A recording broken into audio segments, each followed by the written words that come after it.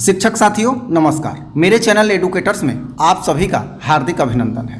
आज का वीडियो उन शिक्षक भाइयों के लिए है जो बीपीएससी द्वारा निकाले गए प्रधान शिक्षक अथवा हेडमास्टर की परीक्षा की तैयारी में लगे हुए हैं। इस वीडियो में डीएलएड अथवा बीएड से संबंधित ऐसे प्रश्न जो एग्जाम में 75 अंक के आएंगे उसे समझने वाले हैं और इसमें कुछ ऐसे प्रश्न हैं जो हमेशा ही परीक्षाओं में आया करते हैं। तो चलिए आइए एक एक करके प्रश्न प्रारंभ करते हैं।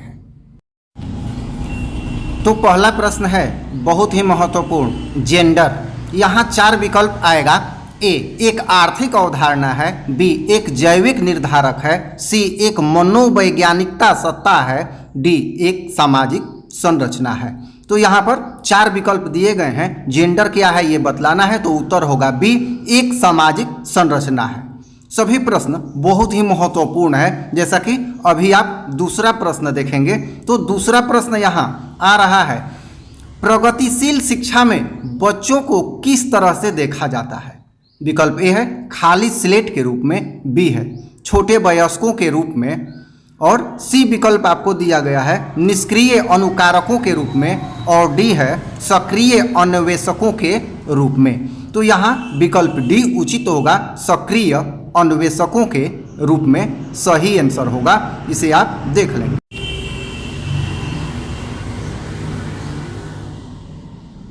तीसरा प्रश्न, लेव वायोगट्स्की के अनुसार अधिगम अर्थात क्या है। तो विकल्प ए है एक अनुबंधित गतिविधि है, बी एक सामाजिक गतिविधि है, सी एक व्यक्तिगत गतिविधि है, और डी है एक निष्क्रिय गतिविधि है। तो 4 विकल्प में से बी उचित होगा, एक सामाजिक गतिविधि है।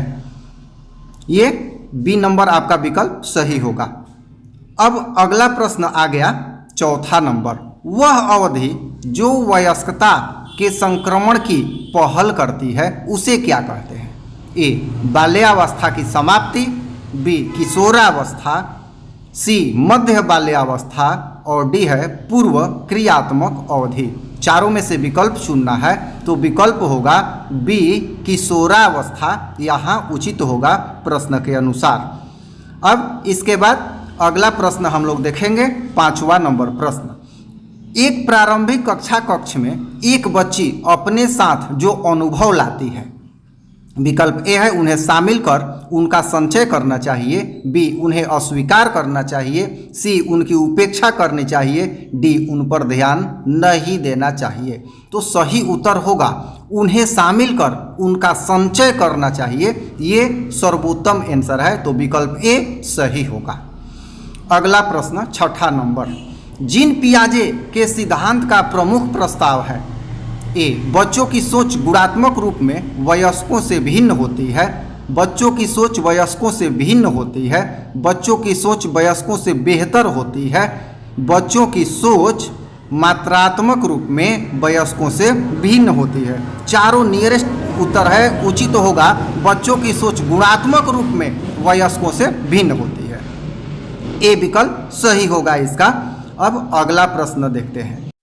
7वां नंबर प्रश्न है, बच्चे प्रभावी रूप से सीखते हैं जब वे विभिन्न गतिविधियों एवं कार्यों में सक्रिय रूप से भाग लेते हैं। शिक्षक कक्षा में होने वाली सभी घटनाओं व बच्चों को पूर्ण रूप से नियंत्रित करता है।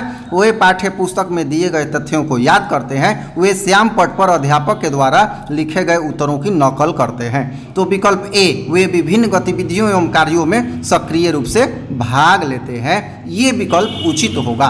8वां नंबर, संरचनात्मक दृष्टिकोण के अनुसार अधिगम है क्या है।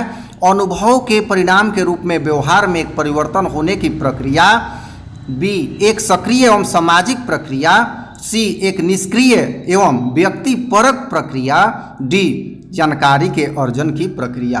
तो 4 विकल्प में से सी सही है, एक निष्क्रिय एवं व्यक्तिपरक प्रक्रिया। ये 8 का उचित आंसर होगा। 9 नंबर प्रश्न, जब शिक्षकों को विद्यार्थियों एवं उनकी योग्यताओं के बारे में सकारात्मक विश्वास होता है तब विद्यार्थी किसी भी रूप में प्रभावित नहीं होते, सीखने के लिए उत्सुक एवं प्रेरित रहते हैं, सी निश्चित हो जाते हैं कि सीखने के लिए किसी भी तरह का प्रयास बंद कर देते हैं, डी उनका उत्साह भंग हो जाता है तथा ये दबाव में आ जाते हैं। बी सही होगा, सीखने के लिए उत्सुक एवं प्रेरित रहते हैं। अगला प्रश्न, मूल्यांकन को, यहाँ 4 विकल्प है, वस्तुनिष्ठ प्रकार के लिखित कार्यों पर आधारित होना चाहिए, एक अलग गतिविधि के रूप में लेना चाहिए, सी शिक्षण अधिगम प्रक्रिया का एक भाग होना चाहिए, डी केवल नंबरों के संदर्भ में करना चाहिए। तो मूल्यांकन को किस रूप में देखना चाहिए? उत्तर होगा शिक्षण अधिगम प्रक्रिया का एक भाग होना चाहिए। तो इस वीडियो में इतना ही, धन्यवाद।